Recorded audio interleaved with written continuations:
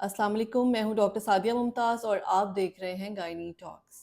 मेरे पास क्लिनिक पे जब एक कपल आता है और स्पेशली जब उनकी फर्स्ट कंसेप्शन है तो एक जो क्वेश्चन अराइज होता है वो ये होता है कि they want to know the gender of the baby, कि हम ये पता करना चाह कि हमें कब पता चलेगा या हम पता करना चाहते हैं कि हमारा बेबी बॉय है या गर्ल है, तो ये हमें कैसे पता चल सकता है। तो आइडियली तो ये है कि जो हम 5th मंथ में एक अल्ट्रासाउंड कराते हैं, तो क्योंकि एक डिटेल्ड अल्ट्रासाउंड होता है तो उसमें जेंडर भी मोस्टली सोनोलॉजिस्ट जो हैं वो डिस्क्लोज कर देते हैं, और जो कुछ बहुत ज़्यादा एक्सपर्ट सोनोलॉजिस्ट होते हैं वो 4th मंथ में भी ये बता देते हैं कि जेंडर क्या है। लेकिन जैसा कि मैं बहुत सारी वीडियोस ऑलरेडी इस पे कर चुकी हूँ जेंडर प्रोडिक्शन के बारे में, आज मैं जो वीडियो करने जा रही हूँ वो है स्पेशली फूड क्रेविंग्स के बारे में, कि आपको किस जो फूड क्रेविंग्स होती हैं उनसे आप कैसे ये गेस कर सकते हैं या अंदाज़ा लगा सकते हैं कि आपका होने वाला बच्चा लड़का है या लड़की है। अब बेसिकली प्रेगनेंसी में क्या होता है कि फूड क्रेविंग्स क्यों होती हैं? फूड क्रेविंग्स होती हैं due to changes in the hormones. वो हार्मोन्स जो शायद पहले कम होते हैं तो वो अब इंक्रीज हो जाते हैं, उनकी जो कॉन्सेंट्रेशन है। अब जैसे अगर बॉय है तो उसमें टेस्टोस्टेरॉन जो है इंक्रीज हो जाता है। जब बॉडी में टेस्टोस्टेरॉन इंक्रीज हो जाता है तो क्रेविंग्स डिफरेंट होती हैं। लेकिन जब गर्ल होती है तो जो फीमेल हार्मोन्स हैं, ईस्ट्रोजन, प्रोजेस्टेरॉन, उनकी अमाउंट बढ़ती है तो उसमें क्रेविंग्स और होती है। आपने ये देखा होगा कि नॉर्मली बहुत सारी ऐसी चीज़ें हैं कि जो जिनको आप बिल्कुल पसंद नहीं करती खाने में, लेकिन समहाउ अचानक से आपको वो पसंद आना शुरू हो जाती हैं, या फिर जो कि आपकी बहुत फ़ेवरेट चीज़ें होती हैं तो आपको उनसे एवर्जन शुरू हो जाती है कि आप प्रेगनेंसी में आपको वो खाने को दिल नहीं करता। बल्कि कई दफ़ा even before missing your period आपको ये फ़ील होगा कि आपको बहुत सारी चीज़ें जो हैं वो जो आपकी फ़ेवरेट्स हैं आपको वो लेने का दिल नहीं चाहता, जिनमें से T is one of the things. जैसे कि मोस्टली हमारी जो पॉपुलेशन है 90% की चाय फ़ेवरेट होती है। लेकिन बहुत सी उसमें मैंने देखा है कि जैसे ही प्रेगनेंसी होती है, इवन मेरी बहुत सारी पेशेंट्स के साथ ये हुआ कि before even missing the period उनको चाय से अवर्जन शुरू हो गई। Coming back to my topic, कि आखिर वो कौन सी क्रेविंग्स हैं जो हमें जेंडर के बारे में गेस वर्क देती हैं, तो उसमें आते हैं कि अगर तो आपका मीठा खाने का बहुत दिल करे, लाइक कस्टर्ड, जेलीज, खीर, चॉकलेट, आइसक्रीम, बेकरी आइटम्स में जैसे पाइज हैं, ब्राउनीज हैं, केक्स हैं और स्मूदीज हैं, और इस तरह की जो भी मीठी चीज़ें जिनसे आपका मीठे की क्रेविंग कम होती है, तो most likely it's gonna be a baby boy. अब उसमें ये होता है कि आप ये भी देखेंगे कि जब आप ज़्यादा मीठा खाते हैं तो स्कैन में भी और विज़िबली भी हमें ये नज़र आता है कि जो बेबी वाटर है वो इंक्रीज़ नॉर्मल से थोड़ा-सा बढ़ जाता है। और उसकी वजह ये होती है कि जब आप ग्लूकोज़ इनटेक करते हैं तो आपकी वो ग्लूकोज़ जब बेबी को जाती है तो वो अपने साथ वाटर भी इंक्रीज़ करती है। इसको साइंटिफिकली हम ऑस्मोसिस कहते हैं। तो one of the predictive factor जो है उसमें ये भी होता है कि आपका अगर पानी ज़्यादा बन रहा है, आपको शुगर नहीं है, नॉर्मली जिन लोगों को शुगर होती है, डायबिटीज़ होती है, उनमें बेबी वाटर ज़्यादा होता है। लेकिन अगर आप डायबिटिक नहीं हैं और आपको ये लग रहा है कि बेबी वाटर ज़्यादा है, आपके स्कैन में बेबी वाटर ज़्यादा बताया गया है और आपको मीठे की क्रेविंग भी हो रही है, तो हम इन सारी चीज़ों को कोरिलेट करके आपके जेंडर को गेस कर सकते हैं कि it will be a boy.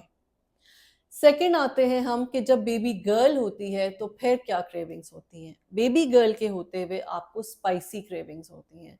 Like आपका ये चटपटी चीज़ें, इमली, दही भल्ले, चाट, समोसे, बारबेक्यूज़, टिक्के, ये इस तरह की चीज़ें, बिरयानी और बहुत ही मसाला जात वाली चीज़ें खाने का आपका दिल करता है। तो उसमें ये है कि उसमें मोस्ट लाइकली ये होता है कि आपकी बेबी गर्ल है। अब एक और सिचुएशन है कि प्रेगनेंसी इटसेल्फ एक बहुत ही मिस्टीरियस कंडीशन है। 70 टू 75% तो यही है जो मैंने आपको बताया है, लेकिन ये ऑपोजिट भी हो सकता है कि आपका मीठा खाने को दिल चाह रहा है लेकिन you are having a baby girl, या आपका स्पाइसी खाने को दिल चाह रहा है और आपका बेबी बॉय है। उसकी वजह यही है कि जैसे मैंने अभी बताया कि प्रेगनेंसी इटसेल्फ एक मिस्टीरियस कंडीशन है। आप ये जैसे मेरे पास कई दफ़ा पेशेंट्स आते हैं, वो कहते हैं जी मेरी बहन के साथ तो ये हुआ था प्रेगनेंसी के दौरान, उसको हमल में ये हुआ था, तो मैं अपने पेशेंट्स को कहती हूँ कि आपकी दूसरी जो प्रेगनेंसी होगी वो इस प्रेगनेंसी से डिफरेंट होने वाली है। एवरी टाइम प्रेगनेंसी जो है वो डिफरेंट हो सकती है, बिकॉज हर दफ़ा हार्मोन्स की जो एक्सप्रेशन है वो डिफरेंट होता है, और आपकी बॉडी जो है वो हार्मोन्स के साथ ही जो है वो कोलैबोरेट करती है। आपके एक्सप्रेशंस, आपके फंक्शंस, आपकी जो एटीट्यूड है वो that depends upon the hormones. In the end जो टेक अवे मैसेज मैं देना चाहूँगी वो मैं ये देना चाहूँगी कि अल्लाह ताला बेटी दे या बेटा दे, मेरी दुआ है कि अल्लाह ताला आपको सबको एक सेहतमंद औलाद से नवाजे, जो कि अपने वालिदैन के लिए सदका जारिया हो।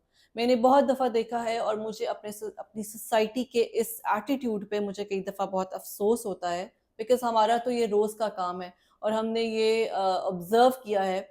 बहुत सी फैमिलीज़ में ऐसे होता है कि जब उनके यहाँ बेटे होते हैं तो वो बहुत उसको सेलिब्रेट करते हैं।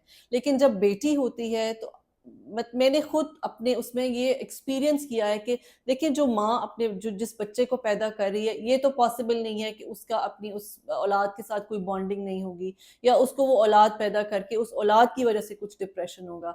लेकिन कुछ हमारे डोमेस्टिक हालात ऐसे होते हैं कि बहुत दफ़ा मैंने ये देखा है कि जब पेशेंट को बताया जाता है कि आपके यहाँ बेटी पैदा हुई है, तो उसके एक्सप्रेशंस एकदम से चेंज हो जाते हैं। उसकी जो होप होती है या जो कुछ वो एक्सपेक्ट कर रही होती है, अगर पहले से उसको जेंडर नहीं पता, या अगर उसको पता है और गलत पता चला और फिर बेटी हुई, तो वो उसके बहुत ज़्यादा उसके लिए डिप्रेशन हो जाता है। बिकॉज़ आई थिंक वो सारा सिनेरियो जो ऑलरेडी फैमिली में चल रहा होता है, she Carey's along with that, और फिर ये सारा कुछ जो है वो उसके लिए डिप्रेशन का बायस बनता है। तो मेरी अपनी सोसाइटी के लोगों से भी, अपने इस माशरे से ये दरख्वास्त है कि बेटा हो या बेटी हो, उसको एक ही तरह से एक्सेप्ट कीजिए। Thank you so much. In the end जो टेक अवे मैसेज मैं देना चाहूँगी वो मैं ये देना चाहूँगी कि अल्लाह ताला बेटी दे या बेटा दे, मेरी दुआ है कि अल्लाह ताला आपको सबको एक सेहतमंद औलाद से नवाजे, जो कि अपने वालिदैन के लिए सदका जारिया हो। मैंने बहुत दफ़ा देखा है, और मुझे अपनी सोसाइटी के इस एटीट्यूड पे मुझे कई दफ़ा बहुत अफसोस होता है, बिकॉज़ हमारा तो ये रोज़ का काम है, और हमने ये ऑब्ज़र्व किया है। बहुत सी फैमिलीज़ में ऐसे होता है कि जब उनके यहाँ बेटे होते हैं तो वो बहुत उसको सेलिब्रेट करते हैं। लेकिन जब बेटी होती है तो मैंने खुद अपने उसमें ये एक्सपीरियंस किया है कि देखिए, जो माँ अपने जो जिस बच्चे को पैदा कर रही है, ये तो पॉसिबल नहीं है कि उसका अपनी उस औलाद के साथ कोई बॉन्डिंग नहीं होगी, या उसको वो औलाद पैदा करके उस औलाद की वज़ह से कुछ डिप्रेशन होगा। लेकिन कुछ हमारे डोमेस्टिक हालात ऐसे होते हैं कि बहुत दफ़ा मैंने ये देखा है कि जब पेशेंट को बताया जाता है कि आपके यहाँ बेटी पैदा हुई है, तो उसके एक्सप्रेशंस एकदम से चेंज हो जाते हैं। उसकी जो होप होती है या जो कुछ वो एक्सपेक्ट कर रही होती है, अगर पहले से उसको जेंडर नहीं पता, या अगर उसको पता है और गलत पता चला और फिर बेटी हुई, तो वो उसके बहुत ज़्यादा उसके लिए डिप्रेशन हो जाता है। बिकॉज़ आई थिंक वो सारा सिनेरियो जो ऑलरेडी फैमिली में चल रहा होता है, she Carey's along with that, और फिर ये सारा कुछ जो है वो उसके लिए डिप्रेशन का बायस बनता है। तो मेरी अपनी सोसाइटी के लोगों से भी, अपने इस माशरे से ये दरख्वास्त है कि बेटा हो या बेटी हो, उसको एक ही तरह से एक्सेप्ट कीजिए। Thank you so much.